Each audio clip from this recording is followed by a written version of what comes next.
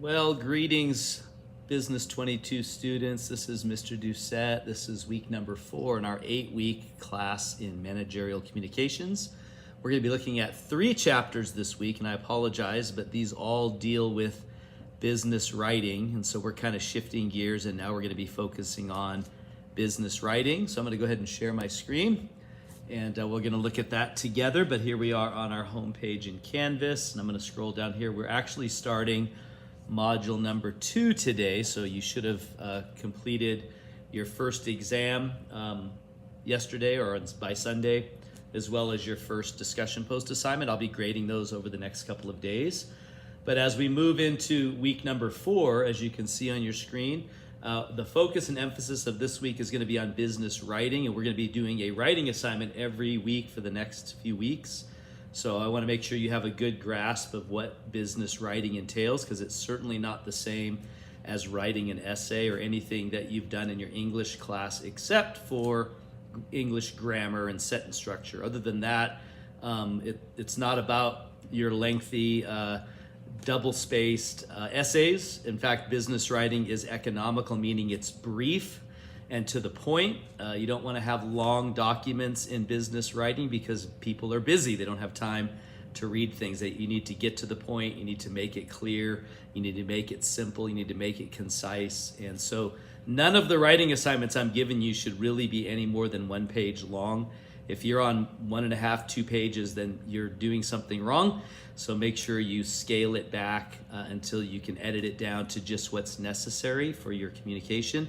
But anyway, there is a Zoom session right here on business writing that I've done, and I highly recommend that you watch that. I also will be doing a Zoom session this Wednesday at 11 a.m. I'll be doing it live in Zoom, and I'll be going over many of the same things that is in this business writing video. But either way, either watch the video here or join me in the Zoom session on Wednesday, and I'll be going over kind of the do's and don'ts of business writing. I'll really be doing your discussion post assignment for you, as well as describing what I'm looking for with all of the writing assignments. Just to right off the bat tell you, again, business writing is not essay writing. It's nothing like it, so your document should not look like an essay. Business writing is not just how it reads, it's also how it looks.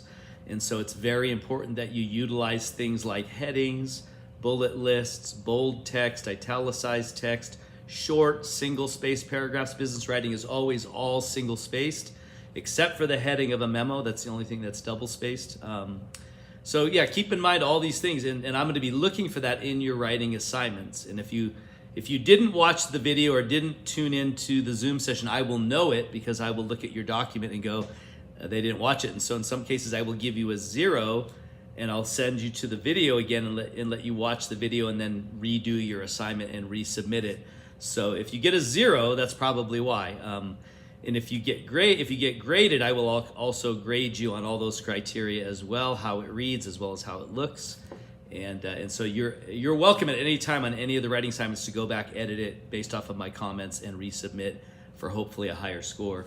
But so again, I have a Zoom session, you have the business writing video, and then you're going to be covering 4 chapters, and all of these chapters deal with business writing. So one of them is planning business messages, one of them is drafting or writing business messages, and then the other one is completing or editing business messages. And all 3 of them are extremely important, so read them. There is a check-in assignment with a few questions from each chapter. There is a quiz based off of the 3 chapters. And then you're going to have a new discussion post down here, do's and don'ts of business writing, which I actually will do in the Zoom session, as well as it's already in the recorded business writing video. And then you have your first writing assignment, which is a parking memo. And so you need to format it like a memo. It needs to have all the elements of a memo, title block, no signature at the bottom, just initials of the author. Things like that should have proper margins, and then you should utilize the middle section of your memo to communicate the information. You should, have short single-spaced paragraphs, headings, bullet lists, all that kind of stuff, bold text. It shouldn't be more than a page long. This is a memo that you would stick on a bulletin board in a break room. And so it's not going to be 3 pages long. It's going to be 1 page that sits there that all your employees can go by and see very quickly and scan it and read it very easily. And so that's what your assignment is going to be on. So make sure you complete that by Sunday night. So these are all the assignments that you're due on Sunday. Check an assignment quiz, start your discussion post. You have 2 weeks to do it.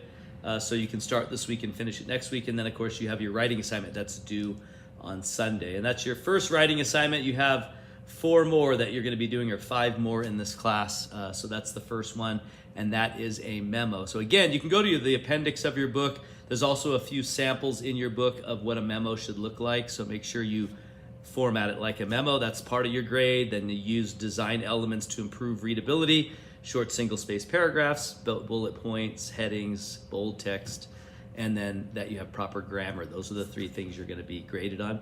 So you can check out the rubric as well on the parking memo assignment.